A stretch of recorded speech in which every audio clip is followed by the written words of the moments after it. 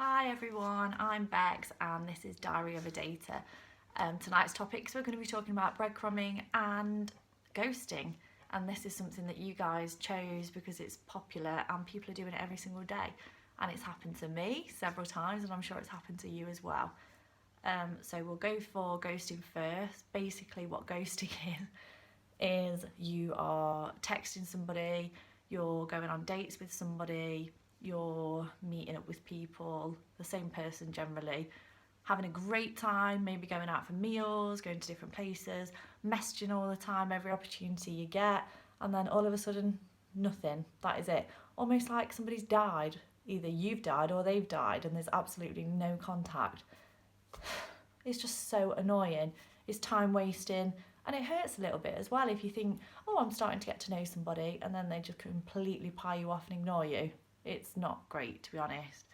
I see it as either a male or female's way of not taking responsibility, not being upfront about how they feel for whatever reason, but it's just unacceptable really. I think sometimes that you should give an explanation. Yes, you owe people nothing and you don't have to, but you know what? People have got feelings, and some people are in it for different reasons. People are in it to find relationships. They are into dating for that reason.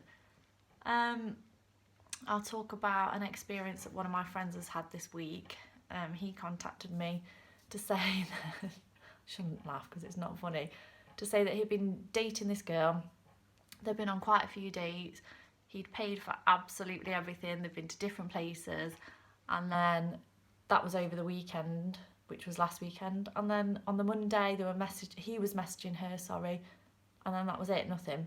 She didn't reply to any messages, didn't respond, didn't even read them. And it's like, come on, just have a bit of decency and just reply to people. Just say, look, I'm not feeling it, I'm really not interested, whatever. Don't lie to people because it does hurt. And at the end of the day, people put a lot of effort into dating, whether it's buying new outfits, getting childcare, arranging their whole life around what's happening. For example, when you're at work all day, you might have to take your stuff to work. It's hard work.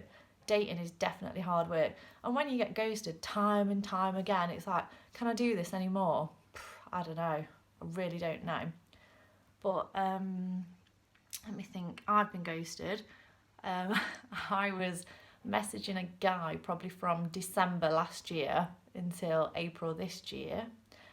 What happened with him was we were messaging, we went on some lovely dates, we went to a spa.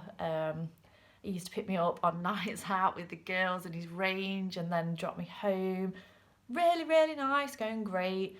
And then one day, messaged him, no reply. I'm like, this is odd. After what, 4 or 5 months of texting, wasting my time, wasting his time, going out, doing stuff, and then nothing.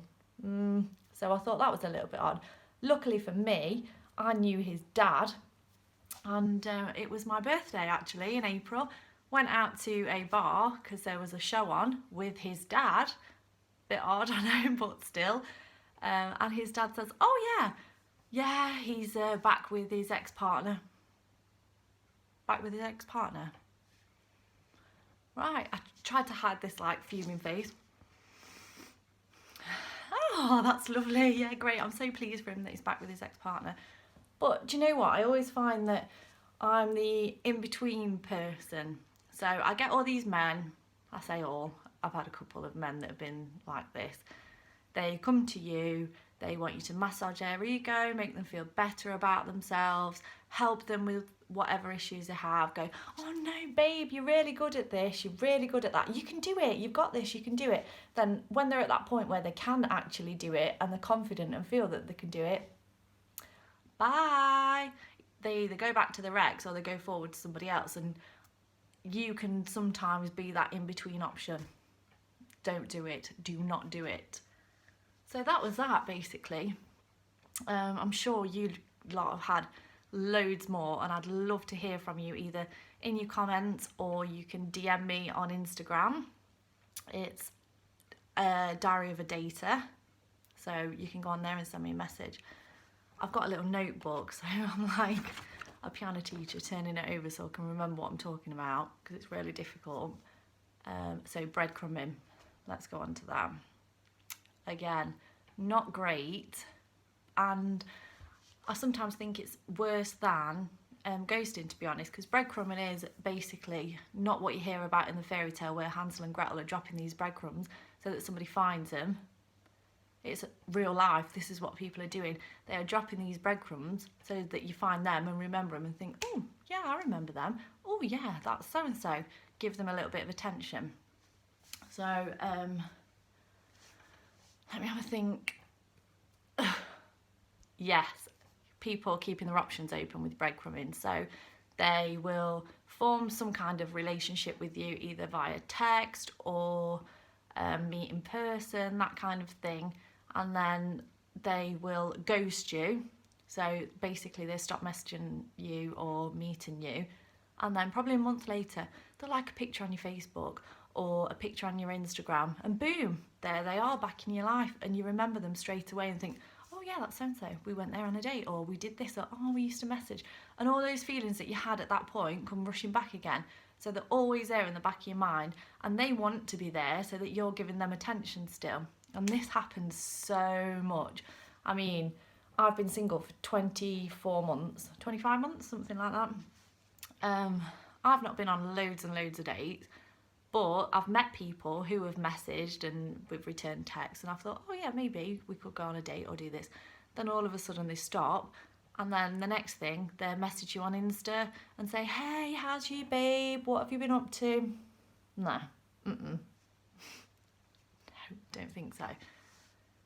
One guy in particular I'm thinking of.